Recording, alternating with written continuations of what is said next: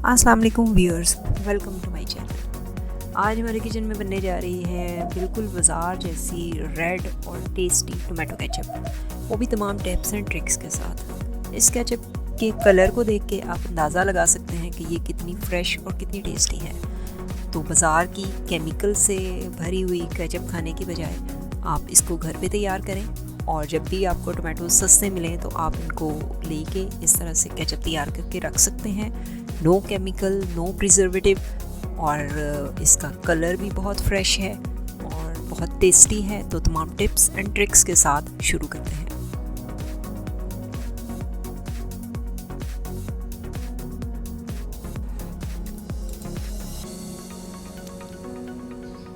Ketchup बनाने के लिए यहाँ मैंने 1 किलोग्राम टमाटोज़ लिए हैं। ये काफ़ी रेड टमाटोज़ हैं और उनको इस तरह से काट लिया है। इसमें 8 से 10 क्लोव्स लहसुन के डाल दिए हैं और आधा मीडियम साइज़ का प्याज इस तरह से आपने छोटा छोटा करके डाल देना है।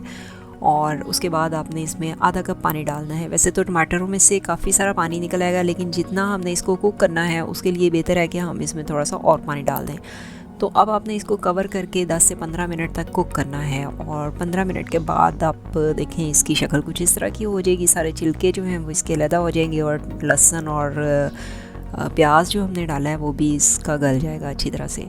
तो अब इसको हमने ठंडा होने देना है। थोड़ा सा ठंडा हो जाए तो आप इसको इस तरह से ब्लेंडर में डाल दें जग में, और इसको अब हमने ब्लेंड करना है। बहुत ही अच्छी सी इसकी पेस्ट बनानी है, और कोशिश कीजिएगा कि इसको 2 से 3 मिनट तक मुसलसल ब्लेंड करते रहें ताकि इसके छिलके और बीज अच्छी तरह से ग्राइंड हो जाएं। गो कि वो हमें चाहिए नहीं है, हमने सेपरेट करने हैं, लेकिन जब तक टमाटरों की पेस्ट अच्छी नहीं बनी होगी तो वो अच्छी तरह से स्ट्रेन नहीं किए जा सकते।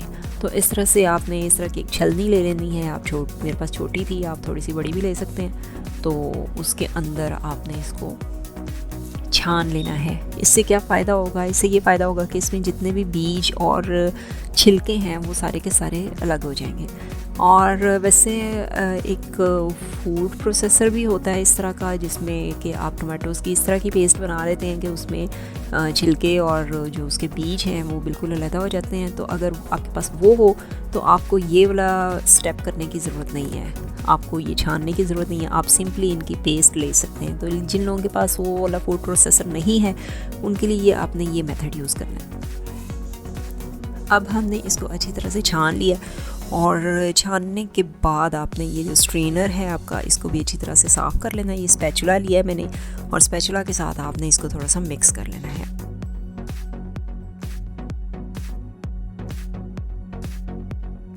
आप इसमें स्पाइसेस डालेंगे थोड़े से। 1 टीस्पून यहाँ पे मैं नमक डाल रही हूँ, और 1 ही टीस्पून मैंने यहाँ पे रेड चिली पाउडर डाला है। और रेड चिली पाउडर आप कम भी कर सकते हैं। और इसके साथ ही मैंने यहाँ पे 1 टीस्पून काला नमक डाल दिया है। और इन तीनों चीज़ों को डालने के बाद आपने इसको मिक्स कर देना है। और मिक्स करने के बाद पकाने से पहले जो चौथा इंग्रेडिएंट हमने डालना है, दैट इज़ वाइट विनेगर।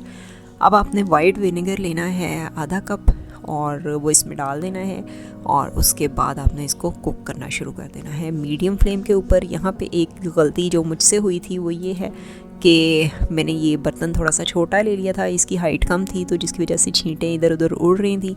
तो आपको ये मैं सजेस्ट करूँगी कि आप थोड़ा सा डीप पैन लें।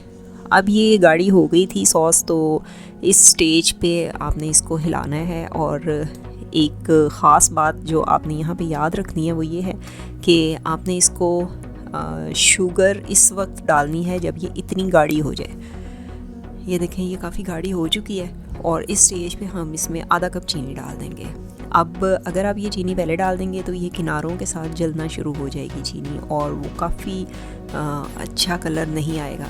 तो दिस इज़ द सीक्रेट कि आपने इसका जो फ्रेश कलर आपको नज़र आ रहा है इतना रेड, हमने इसमें कोई फूड कलर, कोई प्रिजर्वेटिव कुछ नहीं डाला। सिंपल आपने अपने घर वाली चीज़ों के साथ, घर वाले स्पाइसेस और इंग्रेडिएंट्स को यूज़ करके ये केचप बनाई है, और जो बहुत ही ज़्यादा खालस है आजकल के इस दौर में, जब बाज़ार की केमिकल्स वाली चीज़ें खाने की आदत हो चुकी है बच्चों को। तो बेहतर है कि आप उनको ये बना के दें। अब ये काफ़ी गाढ़ी हो चुकी है, लेकिन एक और बात आपने याद रखनी है कि आपने इसको इतना गाढ़ा नहीं करना कि ये बिल्कुल जेली टाइप पेस्ट बन जाए।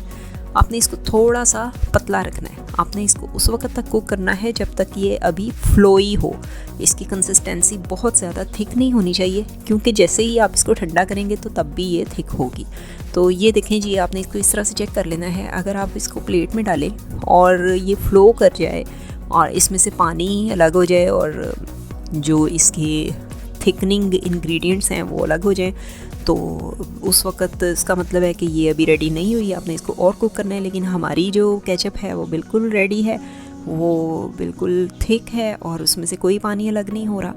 तो this is the right consistency कि आप इस स्टेज पे इसको मिक्स करें और इसको चूल्हे से उतार लें और इसको ठंडा करें। अब आपने इसको ठंडा करना है, तो जैसे जैसे ये ठंडी होगी थोड़ी सी और थिक हो जाएगी। हमने इसमें कोई थिकनिंग एजेंट, कोई पेस्ट वो जो थिक करने के लिए कॉर्नफ्लावर या कोई और केमिकल्स डाले जाते हैं वो मैंने नहीं डाले हैं इसमें। तो आपने इसको कूल करना है और इस तरह की बॉटल में फिल करके तो आपने इसको फ्रिज में रख लेना है। अब चूँकि आगे गर्मियों का मौसम आ रहा है इसलिए हम इसको फ्रिज में रख लेंगे। अदरवाइज़ आपने अगर इसको एक हफ़्ते तक यूज़ करना हो तो आप इसको ओवर द काउंटर भी यूज़ कर सकते हैं। तो बहुत ही मज़ेदार, बहुत ही लाल, बहुत ही टेस्टी टोमेटो केचप बन के तैयार हो चुकी है। और ज़रूर ट्राई कीजिएगा और हमारी रेसिपीज़ को देखते रहिए। फिर मिलेंगे किसी नई रेसिपी के साथ, तब तक के लिए अल्लाह हाफ़िज़।